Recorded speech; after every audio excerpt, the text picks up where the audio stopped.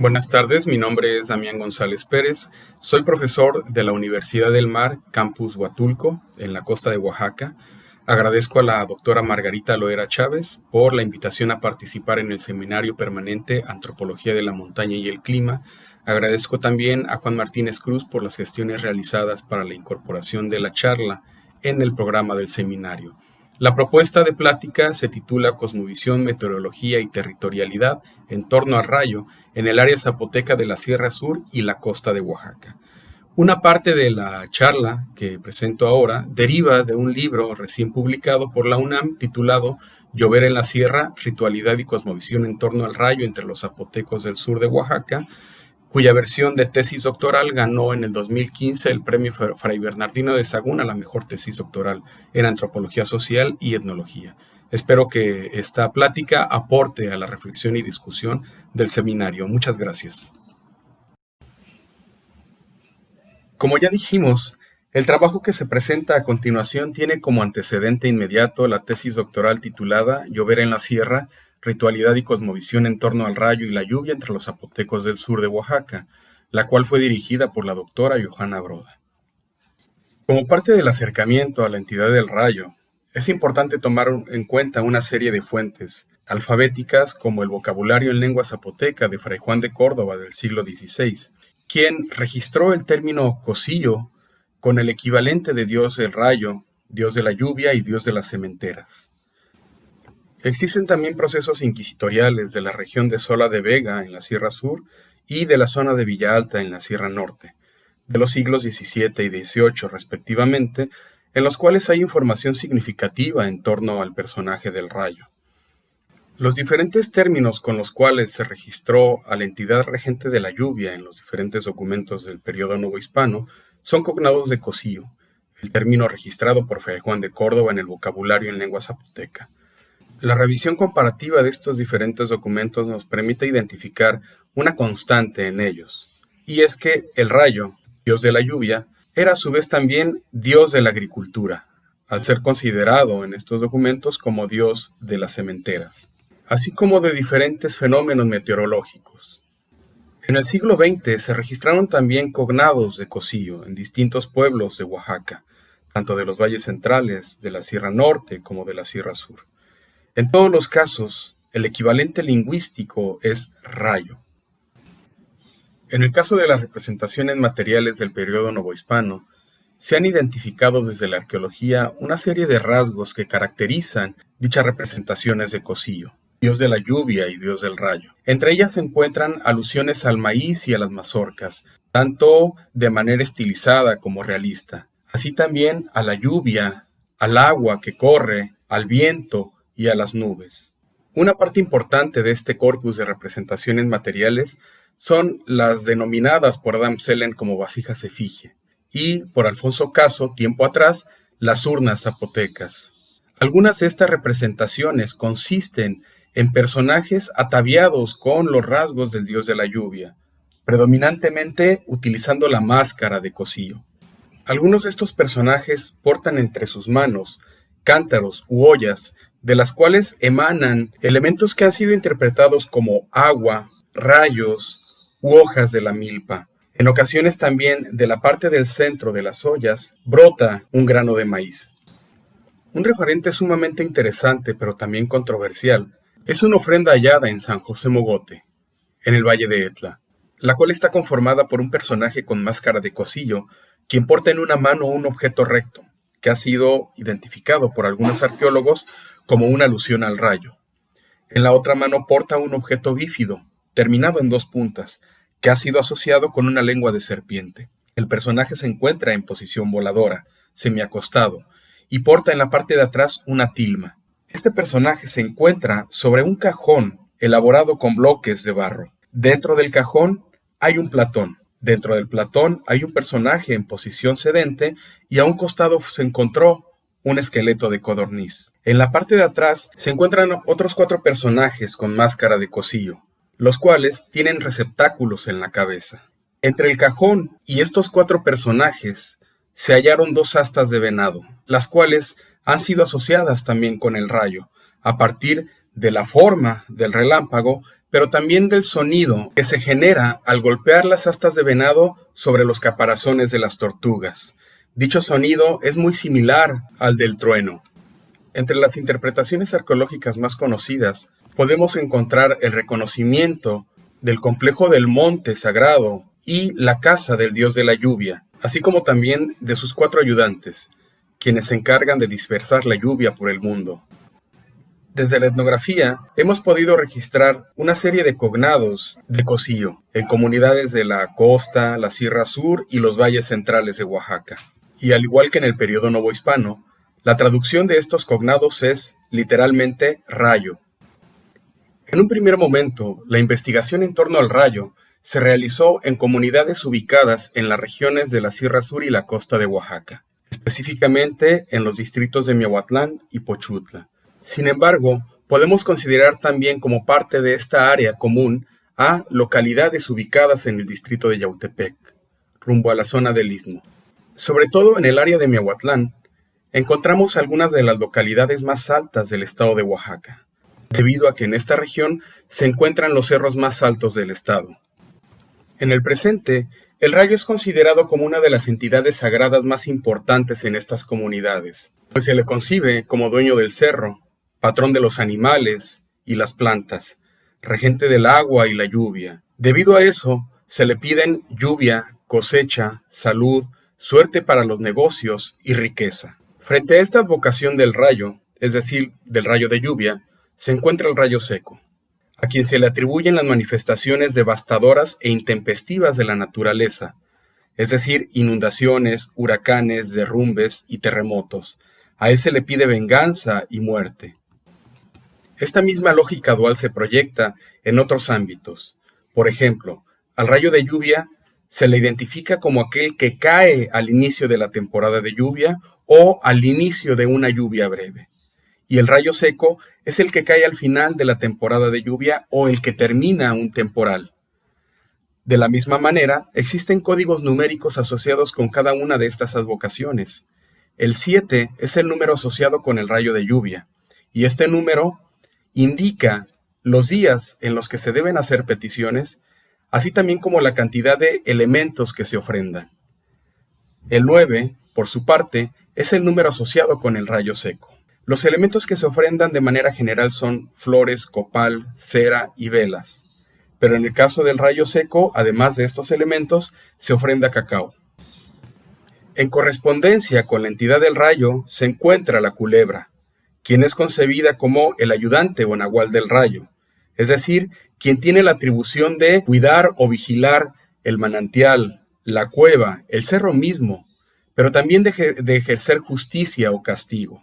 Y al igual que el rayo, la culebra tiene dos advocaciones. La culebra de agua, vinculada con las manifestaciones benéficas de la naturaleza, y la culebra con cacho o cuerno, a la cual se le vincula también con las manifestaciones devastadoras o catastróficas. En los rituales de petición de lluvia y cosecha realizados en un lugar como la cima del Cerro Semialtepec, en la comunidad de San Miguel Suchixtepec, encontramos elementos como barras de cera virgen elaboradas con cera de abeja, barras de copal, es decir, tablillas de copal envueltas en hoja de plátano o papel periódico, atados de hojas y flores, con los cuales se elaboran mesas de flores denominadas mesguié, que consisten en camas sobrepuestas de atados de flores, así como también hileras de atados, todos terminados en 7. Podemos encontrar complejos de 107, 127, 147 atados o más. En estos depósitos rituales se encuentran también velas blancas largas y floreros con flores de margarita en cantidades terminadas en 7. Los lugares donde se hacen estas peticiones son denominados casas de rayo, con las formas en zapoteco Lomdi, Louzi, Losyu, entre otras. En términos del paisaje ritual, varias de estas casas consisten en llanos con árboles de ocote ubicados en la cima de los cerros. Se dice, desde la tradición oral, que en estos árboles los rayos se atoran, sobre todo en las horquillas de los árboles. Otro tipo de casas de rayos son cuevas en las que hay en el interior piedras semiesféricas. Con frecuencia suelen ser 3 o 4 piedras similares a las piedras de río, denominadas esas piedras como piedra de rayo. En otras ocasiones, las piedras de rayo son alargadas, similares a una bala de cañón, marcadas con frecuencia con ojos, nariz y boca. Otro tipo de casas de rayo son pantanos o ciénegas. Sin embargo, ese tipo de casas de rayo se ubican en lo que se denomina tierra caliente, es decir, en zonas cercanas a la costa. Las casas de rayo son algunos de los lugares más importantes dentro de la geografía simbólica, tanto en el ámbito local como regional. En este contexto, uno de los lugares más importantes es la cima del Cerro Nubeflán, es decir, el cerro más alto de Oaxaca, y a nivel nacional el cerro más alto del país que no es volcán. Para comunidades zapotecas y chontales al menos, el Cerro Nubeflán es considerado el gobernador de los cerros y de los rayos. Desde las cosmovisiones y las tradiciones orales de estas comunidades, de él emanan 7 ríos, los cuales se extienden hacia la Sierra Sur y Costa de Oaxaca, así como también hacia el Istmo. De esta manera, en torno al Cerro Nubeflán se articulan una serie de ríos, cuevas, manantiales, que son concebidos, a su vez, como lugares sagrados en los que a su vez se realizan también peticiones de diversa índole. Una particularidad del Cerro Nubeflán es que casi en la cima se encuentra una laguna, a la que acuden personas de comunidades zapotecas, chontales y chatinas. En esa laguna se realizan modelos en miniatura de aquello que se solicita al rayo, de ahí que tanto al lugar como a estos modelos en miniatura se les denomine pedimentos. Actualmente, Elvia González, quien realiza su doctorado en el posgrado en estudios mesoamericanos de la UNAM, lleva a cabo una investigación sobre el uso ritual de miniaturas en este tipo de lugares, así como también sobre los procesos de peregrinaje en torno a los lugares sagrados. Desde la narrativa de las comunidades, se da cuenta de los cerros como los lugares donde habita el rayo. En distintas versiones del mito de la Casa del Rayo, se dice que en la cima de los cerros hay 4 ollas grandes de barro, en las que se guardan distintos tipos de lluvia. A veces se caracterizan estos tipos de lluvia por colores diferentes y en otras porque consisten en fenómenos distintos, es decir, lluvia, viento, relámpago y granizo. Al respecto, Wilfrido Cruz publicó en su obra clásica Oaxaca Recóndita un fragmento de este complejo mítico, el cual dice así: en la cumbre de una montaña vivía desde antes del amanecer del mundo el viejo rayo de fuego, Ocioguí. Era el rey y señor de todos los rayos grandes y pequeños. Al pie de su trono deslumbrante tenía bajo su custodia 4 inmensas ollas de barro, donde guardaba encerrados en una a las nubes, en la otra al agua, en la tercera al granizo y en la cuarta al aire. Cada una de estas ollas a su vez estaba vigilada por un rayo menor en forma de chintete o lagartija. Cerca de 500 años atrás, en el altiplano central, fue registrada una versión de este mismo mito, en la obra de autor anónimo Historia de los mexicanos por sus pinturas. En ella se describe la morada de Tlaloc, dios mexica de la lluvia, como un aposento conformado por 4 cuartos, en cada uno de los cuales se resguardaba una olla grande de barro, que contenía precisamente un tipo distinto de lluvia. Y eran 4 personajes pequeños de cuerpo, ministros de Tlaloc, quienes se encargaban de dispersar la lluvia por el mundo, tronando las ollas y generando de esta manera diferentes fenómenos meteorológicos, entre ellos granizo, viento, relámpago y lluvia. De regreso a la zona de los zapotecos del sur, un referente sumamente importante de este mismo complejo fue recabado por Roberto Baylaner a mediados del siglo XX en la comunidad de San Agustín Losicha, cuya información le fue proporcionada por el saurino o ritualista Aristeo Matías. El maestro Aristeo explicó a Roberto Baylaner y a sus acompañantes que en el principio de los tiempos, Ndando, la entidad primigenia, creadora del mundo, de la vida y de las demás deidades, colocó en cada una de las esquinas del mundo un cerro. En cada uno de esos cerros colocó una flor y una vela distintas, y también en el centro colocó una flor y una vela. En cada uno de los cerros puso también a una deidad diferente. Y para vigilar a esos cerros y dispersar la lluvia por el mundo y generar el crecimiento de las plantas, colocó en cada cerro un rayo. En el cerro ubicado en la parte sur del cosmograma, la deidad que fue colocada por Ndando es precisamente Ndi, el rayo, debido a que la nube y el viento del sur son los que generan la lluvia, pero también las tempestades. Otra parte importante del complejo del Rayo en la vida de las comunidades zapotecas del sur de Oaxaca, del cual queremos dar cuenta en esta charla, tiene que ver con los conocimientos meteorológicos que permiten a las comunidades anticipar diferentes fenómenos. Una parte importante de este complejo tiene que ver con los momentos a lo largo del año en los que se hacen este tipo de pronósticos. El primer momento tiene lugar entre diciembre y enero, dependiendo de la ubicación específica de cada comunidad, y corresponde al tiempo conocido como cabañuelas.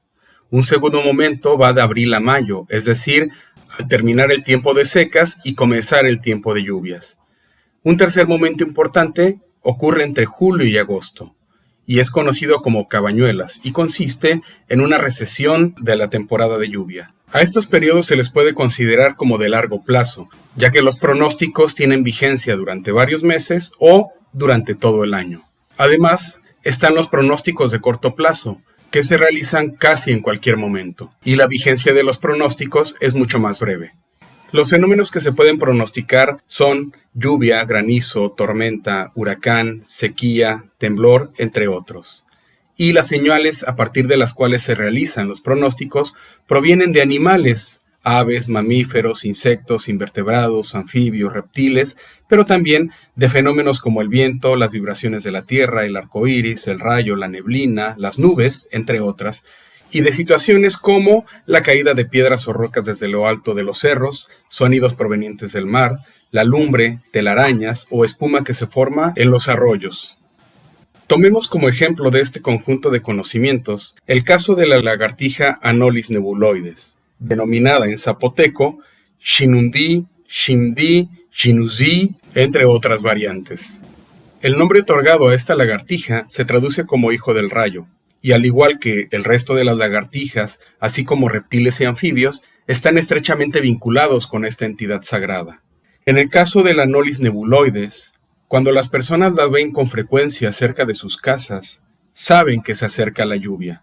Esto ocurre casi siempre entre abril y mayo. Este periodo coincide con el momento de mayor apareamiento de la lagartija. Sin embargo, esta se puede aparear a lo largo del año. Además de la presencia de la lagartija, otro elemento importante para el pronóstico del tiempo meteorológico tiene que ver la tonalidad de su membrana. Al igual que las demás Anolis, la Anolis nebuloide tiene una membrana que se extiende con fines reproductivos, y es el macho quien tiene la membrana más vistosa. Cuando las personas perciben el tono de la membrana como pálido, es decir, rosa, suponen que habrá buena lluvia y por ende buena cosecha. Pero si el tono es percibido de manera intensa, es decir, rojizo, asumen que la lluvia se va a retrasar o que será poca, y esto repercutirá sin duda en la cosecha. La posible existencia de un sensor natural en la membrana de la lagartija, el cual reacciona con los cambios en el entorno, forma parte del proceso denominado por Johanna Broda como observación de la naturaleza, que se realiza en periodos largos de tiempo y que permite a las comunidades una adaptación a sus entornos ecológicos. Es decir, lo que está en juego en este complejo es un conjunto de fenómenos físicos, los cuales las personas identifican e interpretan a partir de una mayor o menor interacción con dicho entorno. Un último aspecto que queremos destacar en esta charla tiene que ver con la presencia física del rayo en esta región.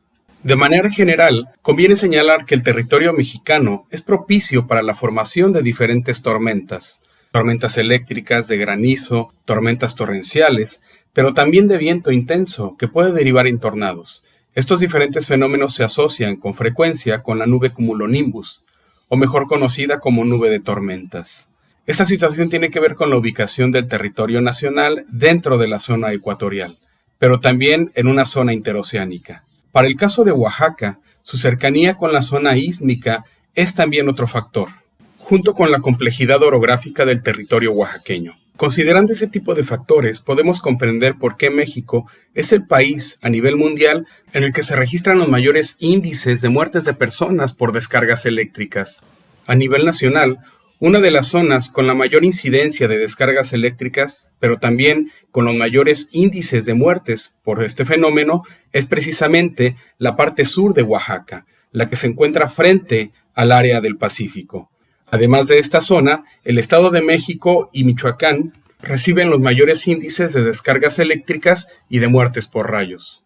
Además de los factores geográficos señalados anteriormente para el territorio nacional, así como para el área de Oaxaca, debemos considerar otros factores específicos para el área de estudio.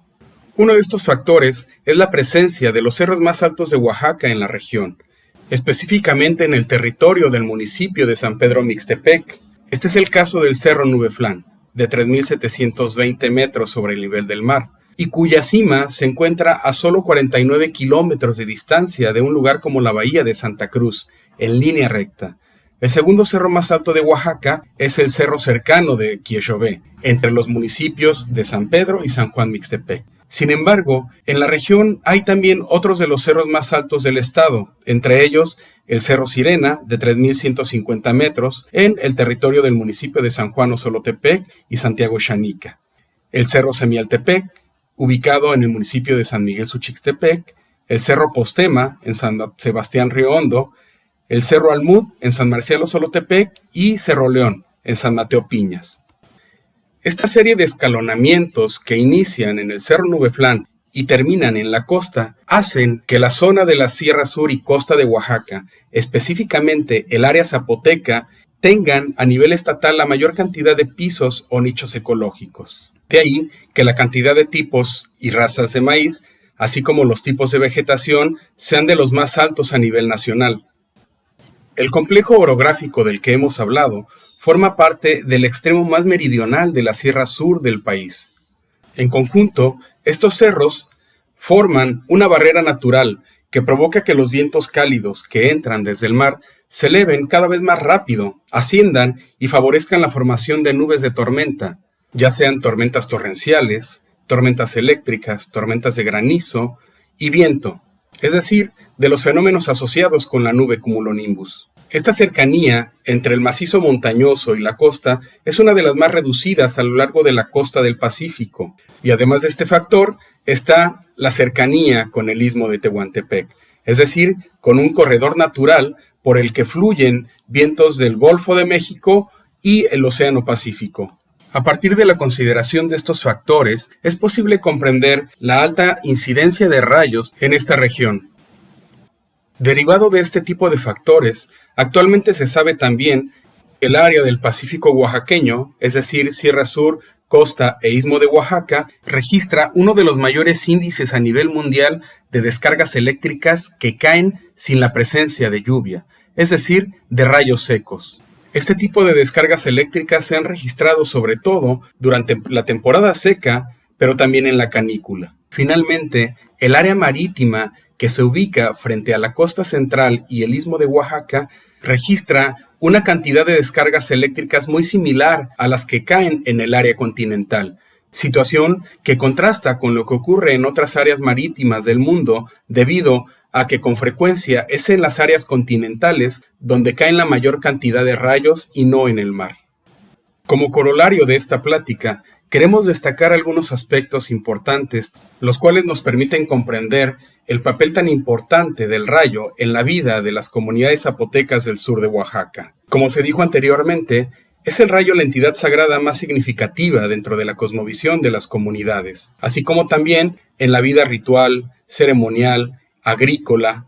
Es el rayo, dueño de los animales, las plantas, del cerro, del agua, regente de la lluvia, pero también es la entidad a la que se le pide suerte, salud, permiso para cazar venado, jabalí y otros animales. A diferencia de otras regiones indígenas del país, en el área de estudio, el rayo aglutina una serie de aspectos y ámbitos de la vida social, los cuales en esas otras regiones serían atribuidos a diferentes entidades sagradas.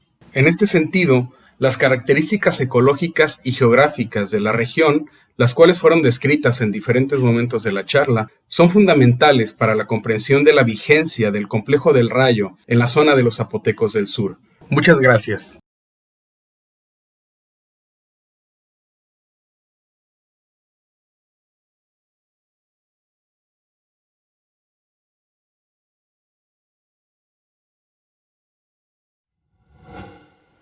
Gobierno de México.